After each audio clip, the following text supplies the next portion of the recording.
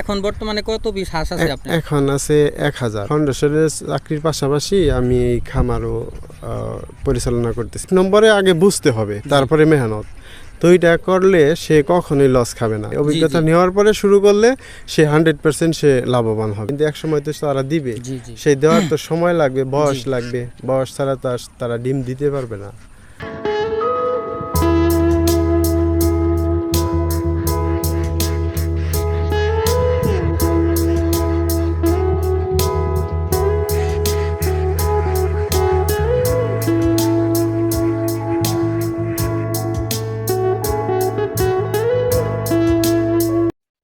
আসসালামু আলাইকুম সুপ্রিয় দর্শক, কেমন আছেন সবাই? আশা করি সকলে ভালো আছেন। ফার্মিং উইথ হাবিব চ্যানেলের পক্ষ থেকে আপনাদের সকলকে জানাই আন্তরিক শুভেচ্ছা ও অভিনন্দন। যারা এখন আমার চ্যানেলটি সাবস্ক্রাইব করেননি তারা প্লিজ চ্যানেলটি সাবস্ক্রাইব করে পাশে থাকা বেল আইকনটি বাজিয়ে দিবেন।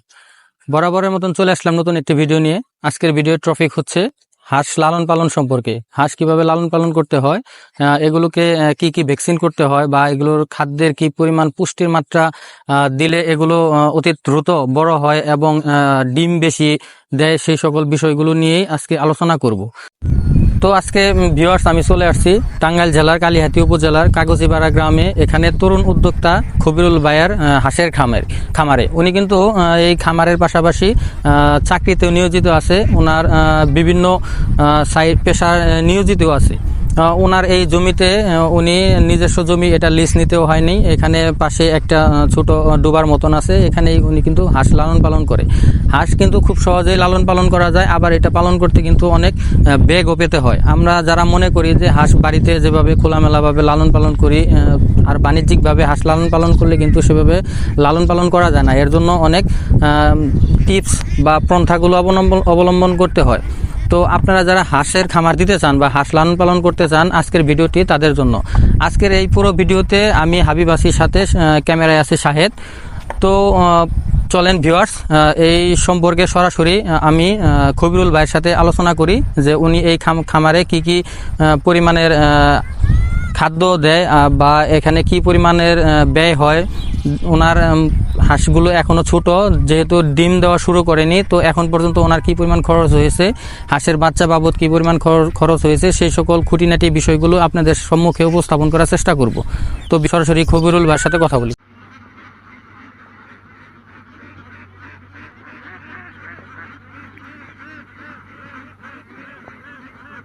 আসসালামু আলাইকুম খবিরুল ভাই, কেমন আছেন? ওয়ালাইকুম আসসালাম রাহমাতুল্লাহি ওয়া বারাকাতুহু। আসসালামু আলাইকুম, ভালো আছেন ভাই আপনি? এই তো আলহামদুলিল্লাহ। তো খবিরুল ভাই, আপনি এই হাঁসের খামার করেছেন, এর আগে কি অন্য কোনো খামার করেছিলেন কিনা? এর আগে করেছিলাম, সেটা অল্প আকারে। এই তারিখে আর কি একটু বড় করা হয়েছে। কত পিস হাঁস দিয়ে প্রথম শুরু করছিলেন আপনি? প্রথম 4 পিস হাঁস দিয়ে শুরু করা হয়েছিল। মাত্র 4 পিস হাঁস দিয়ে প্রথমে আপনি শুরু করছেন। তো এখন বর্তমানে কত পিস হাঁস আছে আপনার? এখন আছে 1000। 1000 পিস হাঁস আছে। জি। তো এগুলোতে কি পরিমাণ খাদ্য দিতে হয়? আমি যতটুকু জানি হাঁসে প্রচুর খায়। তো হাঁসে প্রচুর খায় বলতে সবসময় যে প্রচুর খায় এরকম না, আর আবদ্ধভাবে সেটা ঠিক আছে, কিন্তু খোলামেলা মানে উন্মুক্ত জায়গায় রাখলে খাবার প্রচুর খায় না। আর ওদের তো একটা অভ্যাস যে কি, ওরা 75% খাদ্য ওরা নিজেরাই মানে খুঁজা নিতে পারে, আর 25% খাদ্য আমরা দিলেই এই হাঁস পালা যায়। হাঁস পালা সহজ।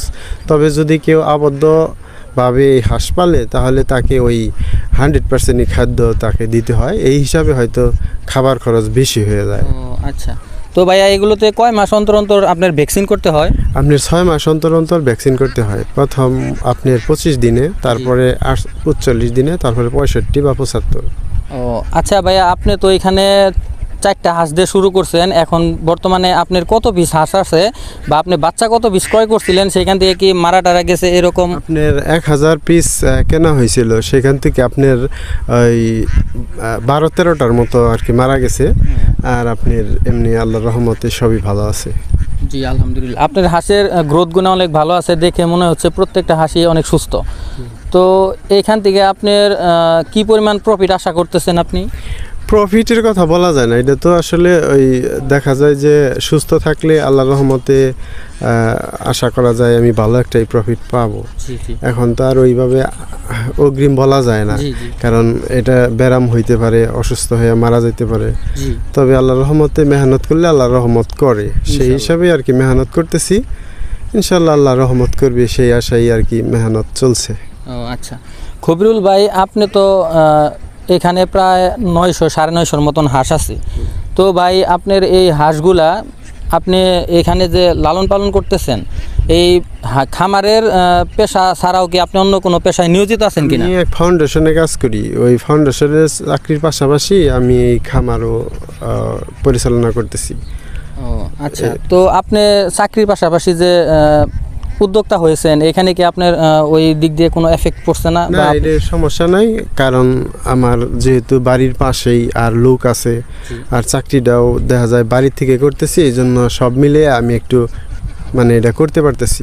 অসুবিধা কিছু নাই, সুবিধাই আছে।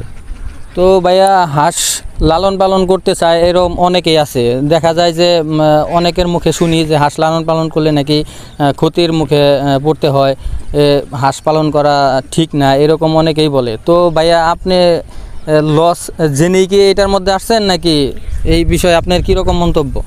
আমার আসলে কি ওই আকর্ষণীয় কোনো ভিডিও দেখে কেউ যদি নতুন ব্যক্তি জি এই খামারে আসে, সে লস খাবে। আর মেহনত ছাড়া কখনোই এইটা সম্ভব না। এক নম্বর তাকে মেহনত করতে হবে, জি আর তারপরে এক নম্বরে আগে বুঝতে হবে, তারপরে মেহনত। তো এটা করলে সে কখনোই লস খাবে না।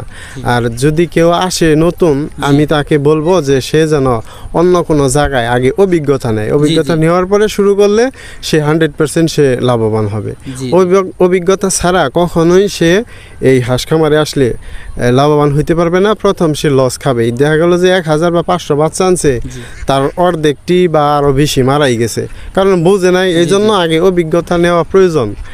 শুধু টাকা হলেই যে খামার করা যায় তা না, জি জি এখানে বুঝতে হবে, আগে রোগ সম্পর্কে জানতে হবে। তাই যদি কোনো নতুন ব্যক্তি মানে খুব একটা মানে হাউস যে না আমি একটা খামার করব, জি সে যদি করতেই চায়, সে যেন প্রথমে অল্প দিয়া করে, 100 দিয়া করুক, 50 পিস দিয়া করুক। জি সে 150 পিস দিয়া করার পরে সেই হাঁসের কখন চিকিৎসা দিতে হবে, জি। কিভাবে কোন খাদ্য খাওয়াইলে হাঁসটা বড় হয় বা ডিম বেশি দেয়, জি 50টা বা 100টা দিয়া সে শুরু করুক। জি 50টা 100টা দিয়া যদি সে শুরু করে প্রথমে ধরাও খায়, তারপরেও তার লসটা কমবে। জি আর আমি যতটুকু বুঝি, যদি কোনো লোক একটা মানে স্বপ্ন দেখে যে আমি একটা খামার করব, সেই হিসাবে 50টা বা 100টা হাঁস দিয়া যদি শুরু করে জি সে এটা শুরু করে, তাহলে সে আমি আশা করি ওই 50টার মধ্যেই জি। প্রথমেই নতুন হইলেও সে লাভবান হবে, জি জি কারণ তার হলো পরিমাণে কম, সে যত্ন করতে পারবে। আর এটার ধারাবাহিক যে ওষুধপাতি আছে, যেমন খাদ্যের দোকানে গেলেও আপনি সেখান থেকেও সহযোগিতা পাওয়া যায়, বাচ্চা আনবেন সেখান থেকেও তারা হলো পরামর্শ সহযোগিতা পাওয়া যায়। তো এইভাবে দেখা যায় যে ওই ওষুধ খাদ্য যেখানে যাবেন আনবেন, কথা বলবেন, বলতে বলতেই ওষুধের বিভিন্ন রোগ সম্পর্কে জানবেন, আর কোন ওষুধ কোন সময় দিতে হবে এইটাও মানে জানা হয়ে যাবে গা। এজন্য আমি আশা করি যে নতুন হলেও যদি কম দেওয়া শুরু করে, তাহলেও সে লাভবান হইতে পারে ইনশাআল্লাহ।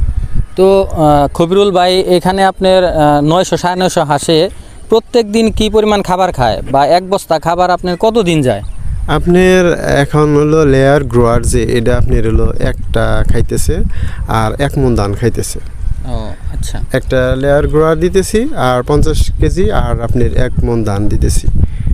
এই পর্যন্তই খাইতেছে এখন। তো আপনার হাঁসের বয়স তো যতটুকু আপনার মুখ থেকে শুনলাম মাত্র 3 মাস। তো এই হাঁসের ডিম দিতে আরো আপনার 6 মাস সময় লাগবে। তো এই আরো 3 মাস, আরো 3 মাস সময় লাগবে। আড়াই তো মাসেই আসবে। 6 মাস, এই 3 মাসের মধ্যে কি পরিমাণ খাদ্য খাইছে, আপনার কি পরিমাণ খরচ হয়েছে? আপনি 3 মাসের মধ্যে খাদ্য কি পরিমাণ খাইছে, ধরেন আপনার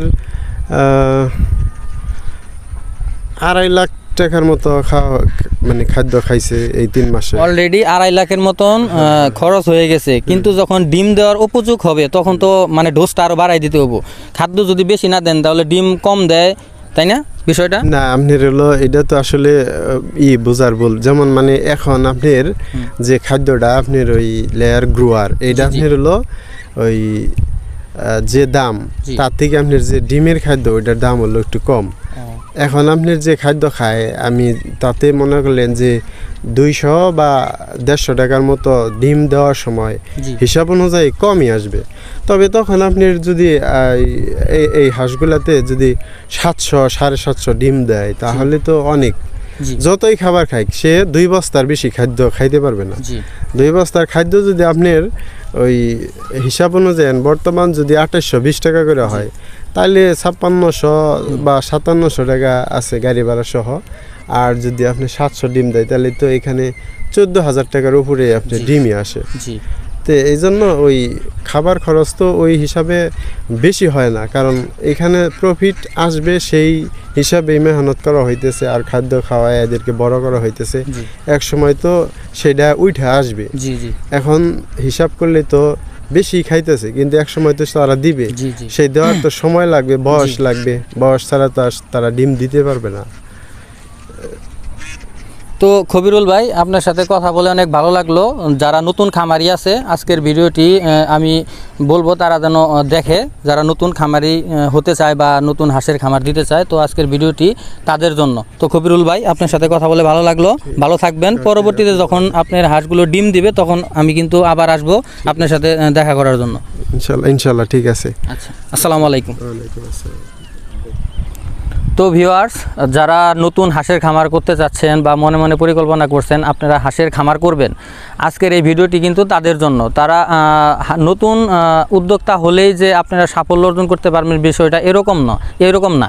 আপনাদের আগে এই হাঁস কীভাবে লালন পালন করতে হয়, হাঁসের কি কি রোগ হয়, হাঁসের কি পরিমাণ খাবার খায়, কতগুলো হাঁস দিয়ে শুরু করবেন, এই সকল খুঁটিনাটি বিষয়গুলো অ্যাট ফার্স্ট আপনাদের জানতে হবে।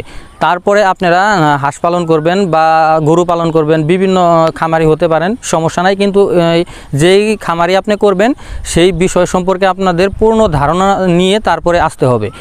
একবারে আপনারা বেশি পরিমাণের আপনার হাঁস বা গরু মুরগি এগুলা নিয়ে আপনার খামার করবেন না।